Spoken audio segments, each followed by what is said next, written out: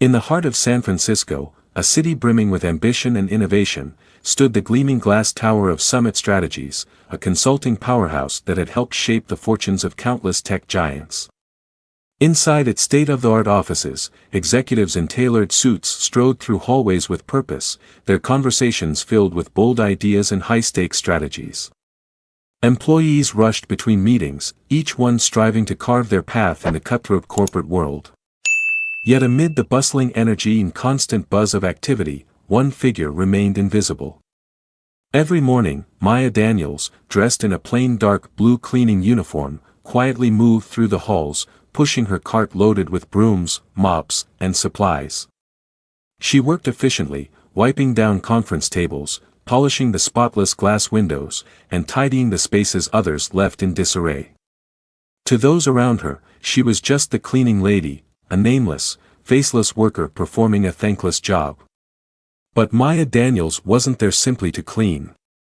She had built Summit Strategies from nothing, pouring her heart and soul into its creation. Years ago, she had dreamed of a company founded on respect, collaboration, and integrity.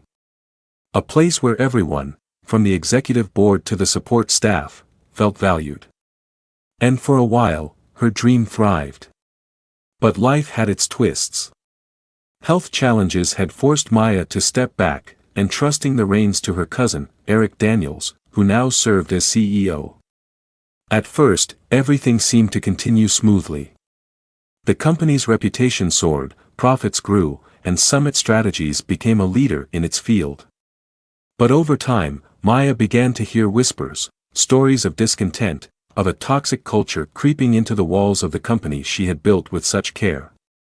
Determined to uncover the truth, Maya made a bold decision. She returned to Summit Strategies, not as its revered founder, but as an unassuming cleaning lady. Maya's days followed a predictable routine. She arrived early, long before the first employees filtered into the office, and began her work. Her cleaning duties took her to every corner of the building, from the executive boardroom to the bustling break rooms, giving her a front-row seat to the reality of Summit Strategies. At first glance, everything seemed to run smoothly. Employees worked at their desks, meetings buzzed with energy, and projects moved forward. But as Maya observed more closely, she began to notice the cracks hidden beneath the polished surface. Conversations she overheard were tinged with frustration, body language revealed unspoken resentment, and the smiles people wore felt forced. It didn't take long to identify the source of the toxic culture. Liam Grant, the current CEO, was a towering figure in every sense. His tailored suits, commanding voice, and confident stride gave him an air of authority. But his leadership style was far from inspiring. Liam dismissed the contributions of his team, took credit for other successes, and treated employees like expendable tools. His interactions, particularly with junior staff, were often laced with arrogance and condescension. Then there was Alyssa Clark, the chief strategy officer. Alyssa was sharp and ambitious, but her disdain for those she deemed unimportant was palpable. She openly criticized support staff and questioned their value to the company. One morning, as Maya swept the hallway near Alyssa's office, she overheard a conversation between Alyssa and Liam. "I don't see why we waste money on janitors," Alyssa said, her voice dripping with disdain. "They're not necessary, and honestly, they don't even clean properly." Liam laughed. "They're lucky to have jobs at all," he replied. "If I wanted, I could replace them tomorrow." Maya's grip on her broom tightened, anger simmering beneath her composed exterior. It was difficult to reconcile the company she had envisioned with the one it had become. Summit Strategies had been built on the idea that every employee mattered, but that vision had been warped into something unrecognizable. Maya's role as a cleaning lady came with its own set of challenges. Day after day, she endured dismissive looks, curt words, and the pervasive sense of invisibility. The employees she had once considered family now barely acknowledged her existence. But the most troubling behavior came from Liam himself. At first, his interactions with her were subtly dismissive, offhand comments about her work or exaggerated sighs when he passed by. But soon, his actions grew more inappropriate.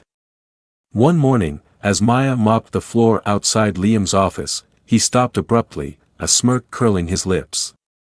"You know," he said, his tone laced with condescension, "you could do a better job.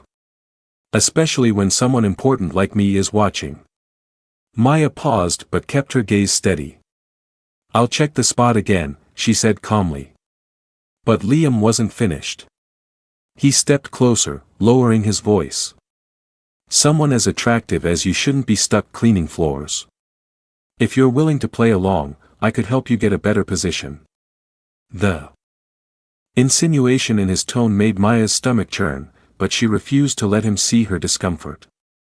"Thank you," she replied curtly, "but I'm fine where I am." Liam chuckled as he walked away, clearly enjoying his perceived power. For Maya, the encounter was a turning point. Liam's behavior wasn't just unprofessional, it was emblematic of a culture that allowed such conduct to flourish.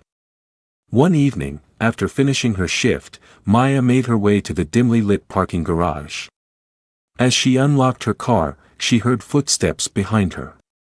Turning, she saw Liam, his expression predatory as he leaned against a nearby column. "You've been working so hard," he began, his voice mockingly soft. "Maybe you deserve more than this cleaning job. But if you don't cooperate, I can make sure you're out of here by the end of the week." Maya straightened, her gaze cold and unwavering. "Liam," she said sharply, "if you keep this up, you'll regret it." Her words hit like a hammer. For the first time, Liam faltered, his smug expression giving way to uncertainty. Without waiting for his response, Maya stepped into her car and drove away, leaving him standing alone in the dim light. That night, Maya knew the time for silence had ended. The next morning, she would reclaim what was hers. When Maya walked into Summit Strategies the following morning, she was no longer the cleaning lady. Dressed in a tailored suit and exuding confidence, she strode through the lobby, turning heads as she went. Employees whispered in confusion, trying to piece together the transformation of the quiet janitor they had barely noticed. Maya entered the boardroom, where Liam and Alyssa were seated, preparing for a meeting. They didn't notice her at first, but the room fell silent when she walked to the head of the table and stood beside Eric. Eric cleared his throat. "This is Maya Daniels, the founder and majority owner of Summit Strategies." Liam's face turned pale as the weight of Eric's words sank in. Rising from his seat, he stammered, "This has to be a joke. You're the cleaning lady, what is this?" Maya met his gaze with unwavering resolve. "Yes, I've been working undercover as a cleaning lady to observe how this company operates. And what I've seen is deeply troubling." She turned fully to Liam, her voice sharp and authoritative. "You've harassed employees, fostered a toxic environment, and failed to uphold the values this company was built on. Your behavior is unacceptable." Liam sputtered, his arrogance crumbling. "You can't do this. I'm the CEO." "Not anymore," Maya interrupted. "Effective immediately, you're fired. Security will escort you out, and legal action will follow." Liam's shoulders slumped, his bravado replaced by fear. "You'll regret this," he muttered weakly. "I highly doubt that," Maya replied coldly. With Liam gone, Maya turned her attention to the remaining executives. "For those of you who have acted with integrity, your jobs are secure," she said. "But for those who contributed to this toxic culture, there will be consequences." Several board members and managers were dismissed on the spot, escorted out by security. Maya then addressed the entire company, her voice steady and resolute. "Summit Strategies will no longer be a place where power is abused and people are ignored," she declared. "We will rebuild this company together, with respect, innovation, and collaboration at its core." Under Maya's leadership, the transformation was swift and decisive. Employees who had once felt invisible were empowered to speak up. Trust replaced fear, and the toxic culture that had cast a shadow over the company dissolved, giving way to a renewed sense of purpose. Sitting in her corner office, overlooking the San Francisco skyline, Maya felt a deep sense of satisfaction. The company she had built with love and dedication was back in her hands, ready for a fresh start. Her patience, resilience, and quiet strength had been the keys to reclaiming what was hers. She had waited for the right moment, and when it came, she acted with precision. A message from Eric buzzed on her phone. "We're in this together, Maya. Let's rebuild." Maya smiled, her resolve firm. The storm had passed, and a brighter future awaited Summit Strategies, a company no longer defined by arrogance but by integrity, respect, and the power of second chances. This story isn't just about Maya. It's about all of us.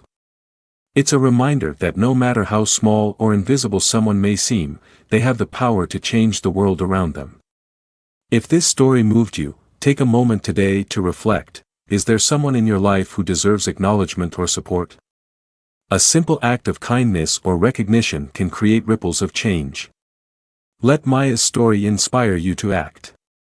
Leave a comment, share this story, and let's spread the message of respect, empathy, and hope. Together, we can build a world where everyone feels valued.